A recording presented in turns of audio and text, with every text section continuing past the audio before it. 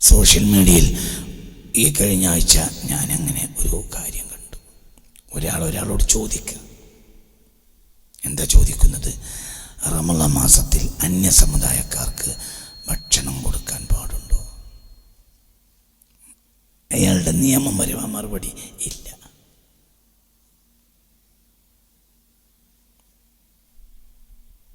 ഞാൻ പറയുന്നു ഉണ്ട്. അയാൾക്ക് നോമ്പില്ല, അയാൾ മുസ്ലിമാണ്. ആ മുസ്ലിമിന് നോമ്പില്ല, മുസ്ലിമിൻ്റെതാണ് നോമ്പ്.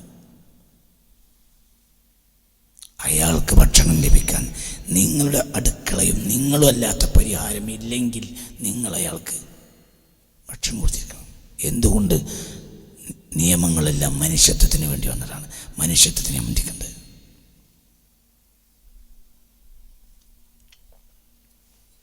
മുഹമ്മദിൻ്റെ കടയിൽ നിന്ന് ഉച്ചക്ക് ഭക്ഷണം കഴിച്ചിരുന്ന ഒരു സംഘം തൊഴിലാളികൾ, അവരിവിടുന്ന് ഇപ്പോഴത്തെ നമ്മളെ തൊഴിലാളികൾ ആ നാട്ടിൽ നിന്നുള്ള തൊഴിലാളികളാവില്ല. 90% തൊഴിലാളികൾ ആ നാട്ടുകാരല്ല. അല്ലെ? അങ്ങനെ തന്നെയല്ലേ? ഒന്നിരിക്കലും അവർ ബീഹാരികളായിരിക്കും, ഒറീസക്കാരായിരിക്കും, ബീഹാരികളായിരിക്കും, അല്ലെങ്കിൽ മലയാളികൾ തന്നെ. പക്ഷേ ഒരു 4-5 ഗ്രാമം അപ്പുറത്തായിരിക്കും.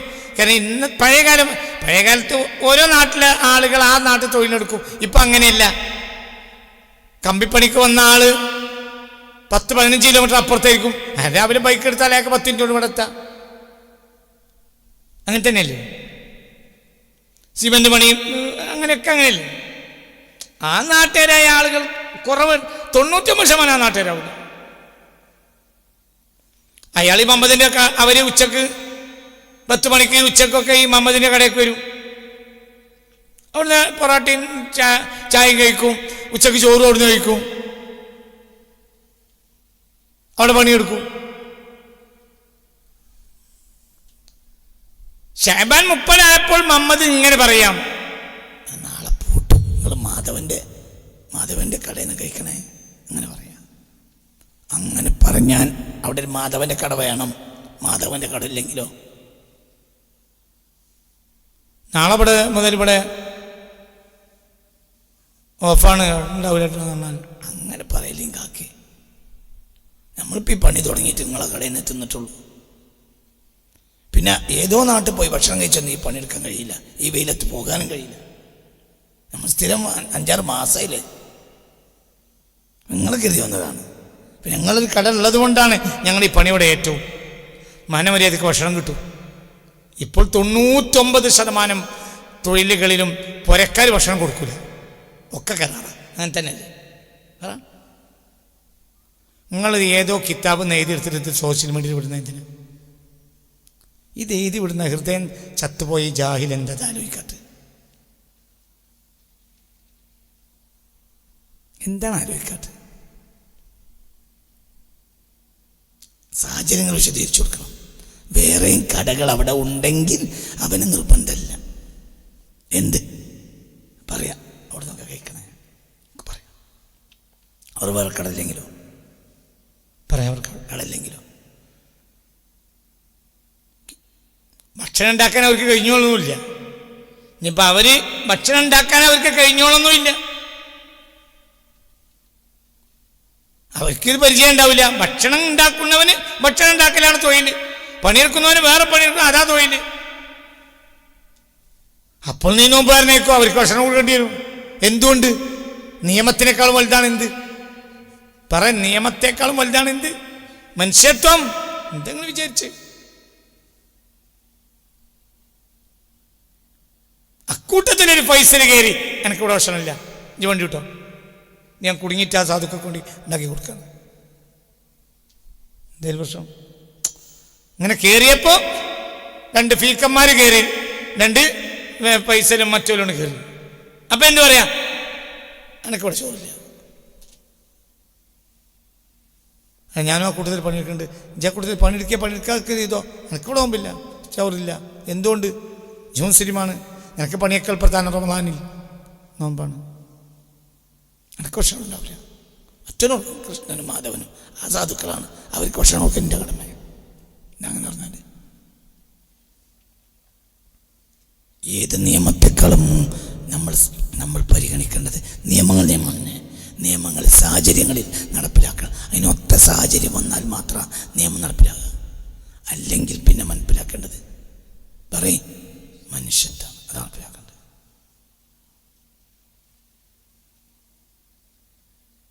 ഇസ്ലാമിൻ്റെ മുഴുവൻ കാര്യമാണ്. ഒരു പെണ്ണ് കിണറ്റിൽ വീണു. 10, 18, 19, 20 വയസ്സുള്ള യുവതിയായ ഒരു പെണ്ണ് കിണറ്റിൽ വീണു. ഇയാണെങ്കിലോ ദായിമുലുവാണ്. എനിക്ക് ഉറുമാച്ചിലിനായി കൈകാലുകളും മുഖവും പ്രകാശിക്കുന്നവനായിട്ട് മത്സരയിൽ എത്താൻ വേണ്ടിയിട്ട് നേരത്തെ കാലത്തെ നീർച്ചാക്കിയതാ. മരിക്കണവരെ ഒതുകൊണ്ട് ജീവിക്കണം.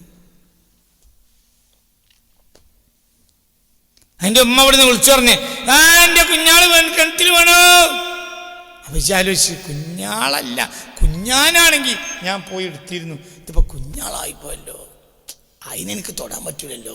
ഒരു ചെറുപ്പക്കാരത്തി പെണ്ണല്ലേ, എനിക്ക് ഓളെ കിണറ്റിൽ നിന്നാണ് പൊക്കിയെടുക്കുമ്പോൾ എനിക്ക് വികാര വിചാരങ്ങൾ ഉണ്ടായാലോ, എനിക്ക് കുളി തന്നെ നിർബന്ധമായാലോ. അങ്ങനെ നിർബന്ധിച്ചാൽ ആ സാധു ചത്തുപോയി, മരിച്ചുപോയി.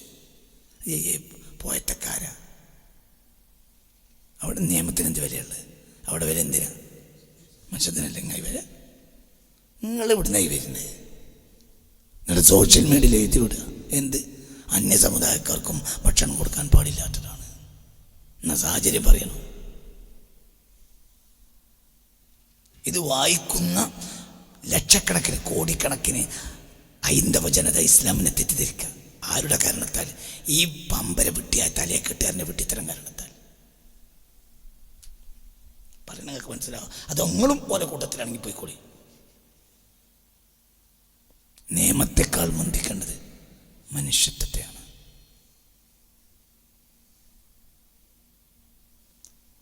ഭക്ഷണം ഈ നിയമം നബി തെറ്റിച്ചിട്ടുണ്ട്, നബി നിയമം ലംഘിച്ചിട്ടുണ്ട്.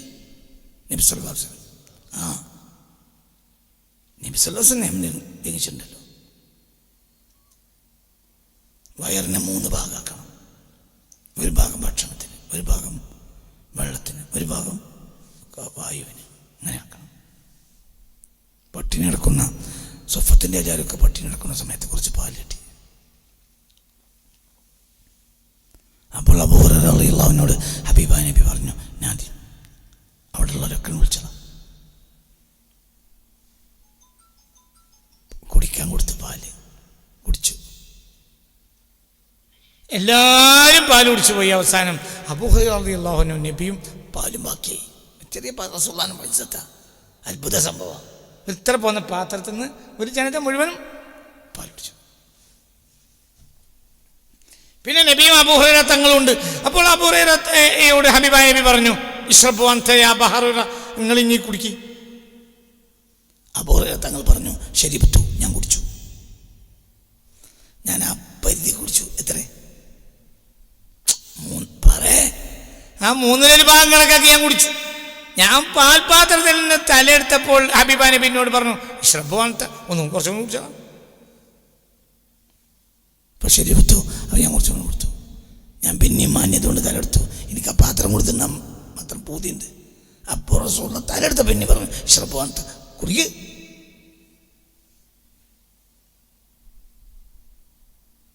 പിന്നെ ഞാൻ കുടിച്ചു. ഓരോ തവണ ഞാൻ തലയെടുക്കുമ്പോഴും നബി പറയും, ഇശ്റബി യാ അബൂ ഹുറൈറ, കുടിക്കാൻ പോരണ. അവസാനം എൻ്റെ പിടികളെത്തി.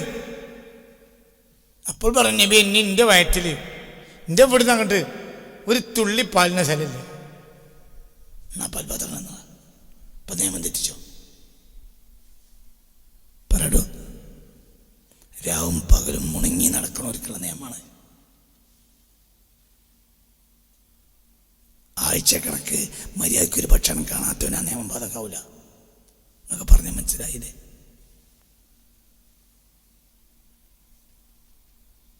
അവിടെ മനുഷ്യത്തിനെ വില, മനുഷ്യത്വത്തിനെ വില. നമുക്കും നിയമം ബാധകാത്ത ദിവസമുണ്ട്. നമുക്കും നിയമം ബാധകാകാത്ത ദിവസമുണ്ട്. ഞാൻ പറഞ്ഞുതരാം. പെരുന്നാൾ നമ്മൾ പള്ളിയിൽ പോയിട്ട് നമ്മളെ വീട്ടിൽ പോയി ഭക്ഷണം കഴിക്കും. പിന്നെ നേരെ മൂത്താപ്പാനോട് പോയി. അപ്പോൾ ഒരു ഭക്ഷണത്തിലാണ്. അപ്പോൾ നമ്മളവിടെ പറയാൻ പാടില്ല. എന്ത്? ഞാൻ തിന്നല്ലോ എന്ന് പറയാൻ പാടില്ല. കാരണം പെരുന്നാളാണ്, ഇവരെ കൂടെ ഇരിക്കണം. സ്വാഭാവികമായും മൂത്തമ്മ കുറച്ച് ചോറും കിട്ടും. പിന്നെ എനിക്ക് കുടുങ്ങി, പിന്നെ അത് ഒപ്പിച്ചിട്ട് കഴിക്കും. അപ്പം എൻ്റെ കൊല്ലിലെത്തി. അത് കഴിഞ്ഞ് അമ്മേൻ്റെ അവിടെ ചെന്നപ്പോൾ നിർബന്ധിച്ചു. അവസാനം ഒരു വലിയ എന്താ പറയുക കുറ്റി ഗ്ലാസ് മുഴുവനും പായസം കുടിച്ചിട്ട് എല്ലാവരും പോകാൻ പാടില്ല. അടുത്തിരുന്ന് അമ്മായി കുടിപ്പിച്ചു. മൂക്ക് കൂടി ഇങ്ങോട്ട് ഒലിക്കാൻ മാത്രമുണ്ട്. ഇജ് കുടിച്ചു. ഇജ് നിയമം തെറ്റിച്ചു. എന്തുകൊണ്ട്? അവിടെ മനുഷ്യത്വത്തിന് വില. എന്തേലും കഴിക്കാതെ പോയാൽ അമ്മായിക്കത് വലിയ വിഷമാവും, മൂത്താപ്പാക്കും വിഷമാവും. ആരെങ്ങളോട് ചോറിടാൻ പറഞ്ഞു, ഞാൻ എൻ്റെ പേര് ചോറ് നിൽക്കുന്നത് അവിടെ പറയാൻ പാടില്ല. ഇജ് തോറ് തിന്നാത്തവനെ പോലെ തിന്നണം. എന്തേ? അത് അവരെ സന്തോഷിപ്പിക്കേണ്ട ദിവസമാണ്. ഇന്നലെ പറയാ ഞാൻ ചോറ് തിന്നിട്ട് എന്നാ പറയാൻ പാടില്ല. പെരുന്നാളിന് വന്നിട്ടും ഒരു ഉരുള തിന്നാൻ പറ്റാത്ത വല്ല ശത്രു നമ്മളെ മരുണ്ടോന്ന് ഓടി വെച്ചാൽ എന്താ മറുപടി? അങ്ങനെ തന്നെയല്ലേ? വളരെ ഇതൊക്കെ ചിന്തിക്കണം. നമ്മൾ ഈ ഇരുമ്പുലക്കൽ പോലെ നിയമങ്ങളോട് പറഞ്ഞാൽ നാട്ടിൽ മതസ്പർദ്ധ ഉണ്ടാവില്ലേ? ചിന്തിക്കണം, ഇതൊക്കെ ചിന്തിക്കണം മനുഷ്യൻ. ഇസ്ലാമിൽ മനുഷ്യത്വമില്ലാത്തൊരു സംഭവം ഇസ്ലാമിലുണ്ടാവില്ല, ഒരിക്കലും ഉണ്ടാവില്ല. അങ്ങനത്തെ സംഭവം ഇസ്ലാമിലില്ല. മനുഷ്യത്വത്തിനെ പരിഗണിക്കേണ്ടത്. ഇതൊക്കെ ചെയ്തിട്ട് ഇനി ഈ പാവപ്പെട്ട പെണ്ണുങ്ങളെ റേപ്പ് ചെയ്ത സമൂഹത്തിൻ്റെ മേൽ മുസ്ലിങ്ങൾക്ക് അധികാരം കിട്ടിയാലോ? അവരുടെ ഒരു പെണ്ണിൻ്റെ റോമത്തുമ്മ തൊടൂല, തൊട്ടവൻ മുസ്ലിമല്ല. മുസ്ലിമായി ഒന്നും ചെയ്യാൻ പാടില്ല. ഏതോ തമ്മാടികൾ ഈ പെണ്ണുങ്ങളെ റേപ്പ് ചെയ്തതിന് അവരെ പെണ്ണുങ്ങളെ തിരിച്ച് റേപ്പ് ചെയ്യാൻ നിനക്കെന്ത് അധികാരം? മനസ്സിലായില്ലേ പറഞ്ഞു? കുട്ടിയായ കാലത്ത് പട്ടാളക്കാരനെ വെടിവെച്ചു കൊന്നു. ആര്? ടിപ്പു സുൽത്താൻ. എന്താ കാരണം? രാജാവിൻ്റെ മകളെ കയ്യെ കടന്നു പിടിച്ചിട്ടുണ്ട് ഒരു യുദ്ധത്തിൽ. രാജാവിൻ്റെ മകളെ കൈ പിടിച്ചിട്ടുണ്ട്. അപ്പോൾ പറഞ്ഞ് വിട്ടിന്നാണ്. വിട്ടില്ല. അയാൾ സർവ്വസൈന്യാധിപനാണ്. രണ്ടു വട്ടം പറഞ്ഞു, അയാൾ വിട്ടില്ല. ഇത് കുട്ടിയല്ലേ, ബാല്യക്കാരനല്ലേ, ഇയാൾ സൈന്യാധിപനല്ലേ. അപ്പോൾ വെട്ടിച്ചു ഷൂട്ട് ചെയ്തു. അപ്പോൾ കൊന്നു. എന്തിന്? ഒരു അന്യസമുദായക്കാരനായ മനുഷ്യൻ്റെ മകളെ സംരക്ഷിക്കണം. അവിടെ സമുദായം എന്ന് പറഞ്ഞ വിഷയം അവിടെ അല്ല. പെണ്ണാണ്. അവൾ മുസ്ലിം ആയാലും പെണ്ണാണ്, അവൾ ഹിന്ദു ആയാലും പെണ്ണാണ്, അവൾ ക്രിസ്ത്യാനി ആയാലും പെണ്ണാണ്, അവൾ നിരീശ്വരവാദി ആയാലും പെണ്ണാണ്. അങ്ങനെ തന്നെയല്ലേ? നേരം വെളുത്ത് വൈകുന്നേരമായി നേരം വെളുക്കുന്നവരെയും ഇസ്ലാമിനെ ചീത്ത പറയുന്ന ചില വ്ളോഗർമാരായ ആളുകളും സോഷ്യൽ മീഡിയ ആളുകൾ, നിരീശ്വരവാദി പെണ്ണുങ്ങളുണ്ടല്ലോ നമ്മുടെ നാട്ടിൽ. ഇവരോട് മാന്യതയില്ലാതെ ഇവർ മറമാണോ? പറയടോ, അവളെ കൈ കടന്ന് പിടിക്കാൻ പാടുണ്ടോ? എന്തുകൊണ്ട്? പെണ്ണിന് അങ്ങനത്തെ കണക്കില്ല. പെണ്ണാണ്. അവൾ ഹിന്ദു ആയാലും പെണ്ണാണ്, അവൾ മുസ്ലിം ആയാലും പെണ്ണാണ്, അവൾ ക്രിസ്ത്യാനി ആയാലും പെണ്ണാണ്, അവൾ നിരീശ്വരവാദി ആയാലും പെണ്ണാണ്. പെണ്ണുങ്ങളോട് മാന്യത പുലർത്തണം. പെണ്ണുങ്ങളോട് മാന്യത പുലർത്താത്തവർ എൻ്റെ വിഭാഗത്തിൽപ്പെട്ടവരല്ലെന്ന് മുഹമ്മദ് മുസ്തഫ. മാന്യത. അപ്പോൾ ബദർ യുദ്ധം എന്ന് പറയുമ്പോൾ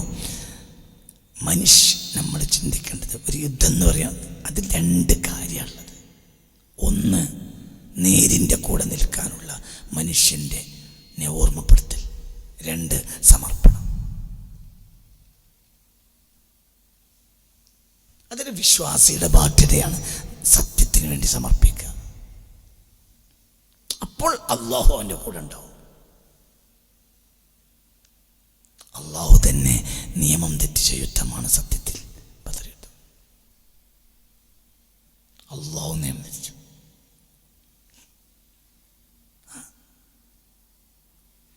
മനസ്സിലായില്ല? അള്ളാഹുക്ക് നിശ്ചയിച്ച ചില നിയമങ്ങളുണ്ടായിരുന്നു, അത് ബദറിൽ തെറ്റിച്ചു. وما أنزلنا على قومه من بعده من جند من السماء വമാ കുന്നാ മുൻസിലീൻ.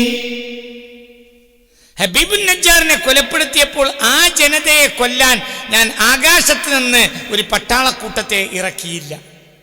വമാ അൻസൽനാ അലാ ഖൗമിഹി മിൻ ബഅദിഹി.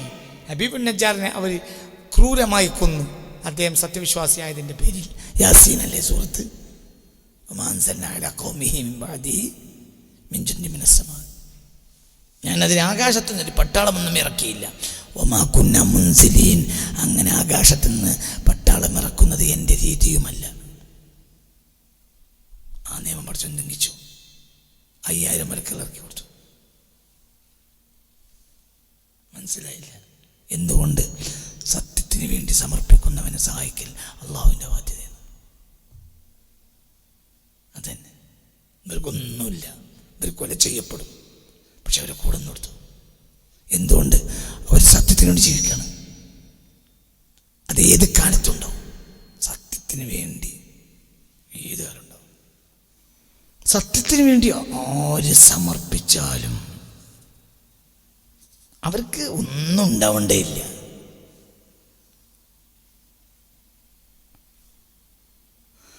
ഇങ്ങോട്ട് നോക്ക്.